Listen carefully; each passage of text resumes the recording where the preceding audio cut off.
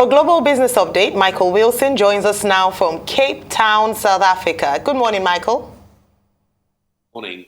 Asia markets really slightly more optimistic mood this morning, awaiting some important kind of data, but the most important thing is that China is closed, obviously, for the Lunar New Year holiday, and Australia is closed as well. Australia, if you remember yesterday, recording those rather high inflation figures. Let's turn our attention to the Philippines, which has actually achieved 7.2% growth. It's actually quite strong.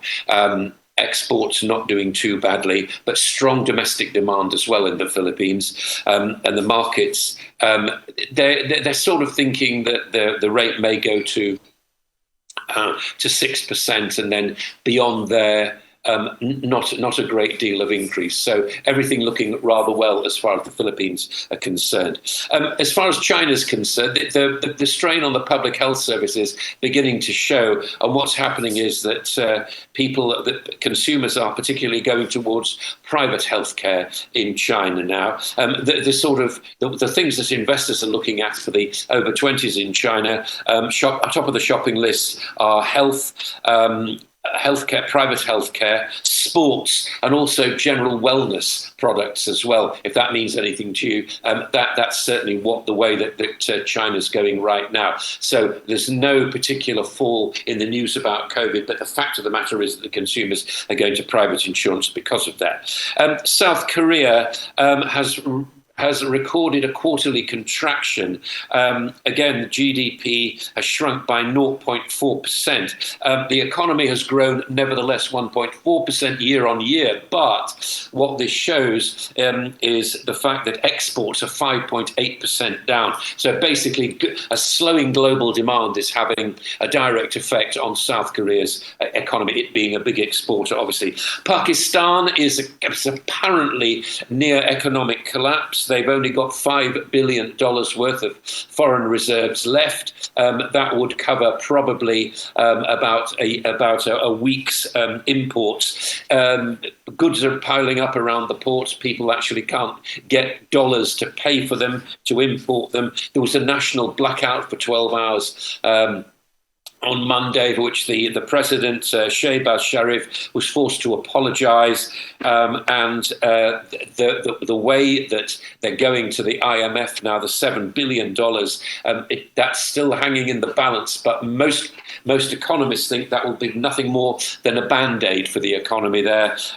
Generally speaking, the flood damage is being put now at $30 billion. So there's a long way to go before that economy actually puts itself right. Let's talk about the United States, and S&P 500 futures up overnight because of Tesla. Chevron share buyback there, $75 billion share buyback. Whether that will encourage a windfall tax across other energy companies, who actually knows? Let's talk about Tesla, though, which recorded a beat as far as earnings are concerned, but what it didn't do, it didn't actually say it's been achieved on price cuts, but it didn't actually say whether or not demand was actually picking up. And this is the crucial thing. And this will also have reverberations around the electric car company, because its rivals include Ford, General Motors, Rivian, and UKID, and this is just in the United States. So a long way to go, I would suspect, before Tesla shares actually do it. And whilst we're with Elon Musk's company, Elon is facing, as far as Twitter's concerned, an inquiry because of alleged political manipulation in India, not wishing to record the results of a documentary about the government in that particular country. We'll get the US GDP figures later today. It will show expected a slight growth in the fourth quarter, but may point to a recession coming in 2024. Remember, these are quarter four figures, and everyone who felt that, as far as retail sales showed things, that actual public spending or consumer spending actually fell in the last part of the year. Let's go to Lael Brainard. Now, she's deputy chairman of the Fed. She was appointed by Joe Biden. There's a top job going at a chairperson at the National Economic Council, and she's in the running for being director of that. There are other people too, but it's felt that her record, giving bring the experience she has working with national and federal banks, and also monetary policy in general, will put her quite well to be placed within that kind of job. As far as the EU is concerned, there's a startup I want to draw your attention to, and this is something called Marvel Fusion. There is I think that's the CEO, Moritz von der Linden. What's actually happening is that investors are actually saying to this company, which is one of the very few fusion startups in Europe, they're saying, look, you should be going to the United States, because they're offering huge subsidies for these kind of companies. And it's feeling as though Joe Biden's Inflation Reduction Act, with those kind of subsidies, may even start a kind of green war, a green trade war between the EU and the United States.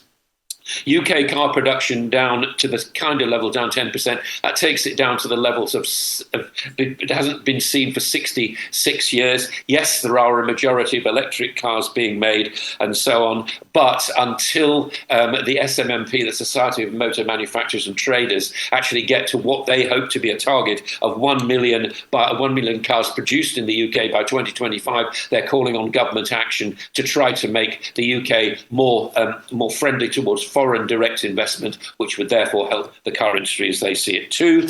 And it could be that the Australians will step in to save the British Volt company. Now, that was planned, that's gone into administration, but there is an Australian battery company called Recharge Industries, which has made a preliminary bid for the company. Again, they're talking to government, they're talking to local authorities. They're still trying to, as it were, get their corporate head around exactly what this might cost. But it may be that 3,000 jobs are saved in Northumberland at Blythe, and this would be an important part of the way in which the UK may be moving towards electric vehicles. Oil, modest gains, quite honestly. The EIA crude oil inventory has shown that the demand for crude oil is marginal at the moment, so no huge amount. And Bitcoin has actually, again, fallen very, very slightly to $20,000 now. Reason for that is that it's tending not to cope very well when the risk-on environment is there, and as rather risk-off. And Wall Street is definitely risk-off at the moment, as you realise, with them sort of consolidating over traditional industries, which of course does not include cryptos. That is the global view this morning. Right, real quickly, I'd like to talk about the emergence of something that is a sad reality of the world we live in today, the military-industrial complex, necessitated by the Ukraine war, vis-a-vis the oil market. Just yesterday, Germany, very pacifist in nature over the years, decided to set its Leopard tanks too, 14 of them. Lockheed Martin's too have been experiencing a hike in share prices, American armament maker. It is a good time for all the arm-making companies at the expense of other businesses in the world today. Where would this lead us? Well, I don't think it takes a genius to understand that in times of war, then defence stocks are worth buying. Now, again, in a Leopard tank, there may be, I don't know, I'm not a military expert, but there may be components which are not necessarily initially made to be in a military thing. So as far as the moral compass of this is all concerned, it may be that the separate parts of equipment used in war also contain materials which are used towards more peaceable products as well. But I think that's the way of the world, really. Yes, of course, defence stocks will increase as a result of that. If you're talking about the military complex, the complex part of things is what some of the components are. Sometimes used in war-making machines, sometimes not. All right, let's talk about Pakistan. Unfortunately, what some people have termed Pakistan's economic woes. You've mentioned and talked about the IMF bailout fund and talked about how that would have the extent of the impact of the bailout fund for the economy of Pakistan. I mean, they've had to take drastic measures, including auctioning one of their properties in the US, also asking event centers, wedding halls to close early so that they save on energy import funds. But what's the future for Pakistan? Because if IMF does release at the time it was $1.1 billion fund, and it's not sufficient, what else would be done to revive the Pakistani economy? I think that those kind of questions really need to be thrown at Pakistan, don't they? I mean, what they're saying now is that the floods there caused $30 billion worth of damage, and the package, as I understand it from the IMF, is $7 billion. That's in doubt at the moment, and it's clear if you do the sums, it doesn't take a genius, does it, to understand that would be no more than a band-aid over the country's problems. I suspect it probably will get help from the rest of the world because it's in a relatively strategic place, and I'm guessing that geopolitics is such these days that it would require some kind of help. But it didn't gain many friends when it was originally saying that because the climate change which had caused these floods should be put on the shoulders of Western developing countries, and therefore they should be paying towards the reparations in Pakistan. I would have thought those arguments, probably don't stand up to an enormous amount of scrutiny, and I think they will need to be seen to be doing something to help themselves before the IMF gets further involved. That's my guess. I don't know what's in the IMF, but there is the package of $7 billion. And Pakistan is now saying that there's $30 billion worth of damage done by the floods, and they are not shy of saying that they only have $5 billion worth of foreign reserves, which, as I said to you, is about a week's imports bill. Okay, Michael, I'd like to go back to that point about the military-industrial establishment. The papers report that the world is uniting against evil and that the world is trying to defend freedom.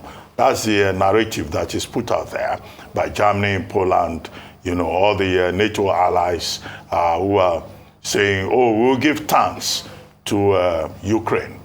Now, Germany says, I'm not going to give you jets. We can give tanks. The Americans are saying Abrams tanks can go in that direction.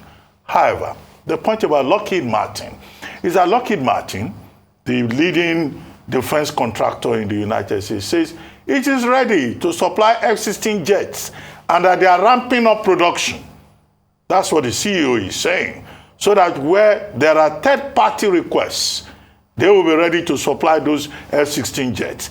And of course, Zelensky is saying that he needs jets, not just tanks. So at the end of the day, what is this all about? Is it about defending freedom? Is it about ensuring peace? Or is it about commerce, trade? Americans, Germans seeking to sell hardware, military hardware, and profit from other people's nightmare in the Russo-Ukraine war. I think that's the issue. Now, the second point.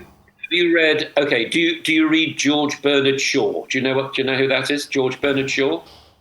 George Bernard Shaw. I not only read him, I taught his literature for years.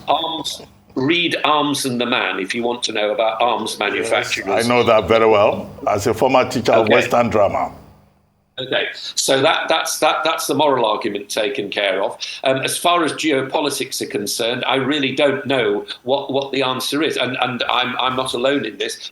I'm not a geopolitist, but I think what appears to be happening now is that NATO doesn't want to get directly involved, but but what it's doing is it's enabling Ukraine to use some of its weaponry against Russia, but it doesn't want to get directly involved because it fears what Russia may do. Now, whether those fears are grounded in reality or not, I simply don't know, and nor does anybody else. We play a game of bluff and we play a guessing game.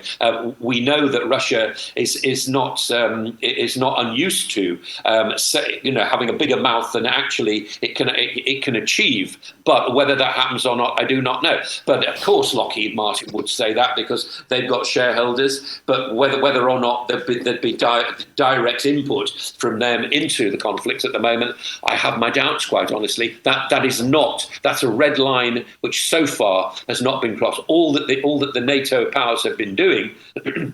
It's been supplying equipment for the Ukrainians to actually use. Well, another thing I wanted to ask you is about Donald Trump. Meta says he can now come back to Facebook. In October, when he was asked to return to Twitter, he said no, he couldn't do that now. This time around, will he return to Facebook, or he will wait till June when his agreement with the Truth Social times out? That's his exclusivity agreement. Yeah. What do you think is likely to happen? no less a person than Nick Clegg, who used to be, as you know, the leader of the Liberal Democrats in the UK, now finds himself as Meta's a global affairs spokesperson, or whatever they call it, is now saying that, of course, we have to take Trump back on again, because what he described as we give voice to the good, the bad, and the ugly. Now, this is a position that things like Facebook and these social media companies now face themselves. What do they do? Do they give outlet to so-called free speech and let the people actually taking it on board and listening to it make up their own minds about it? I don't know. Maybe they do, but that doesn't seem in line with what seems to be happening in the rest of society, when even organs of advanced learning now decide that they need to warn their students as to whether or not they ought to be looking or reading about this. And this applies to Shakespeare. This applies to plays like Titus Andronicus and plays like Macbeth, where naughty things happen, nasty things happen. Yes, of course they do.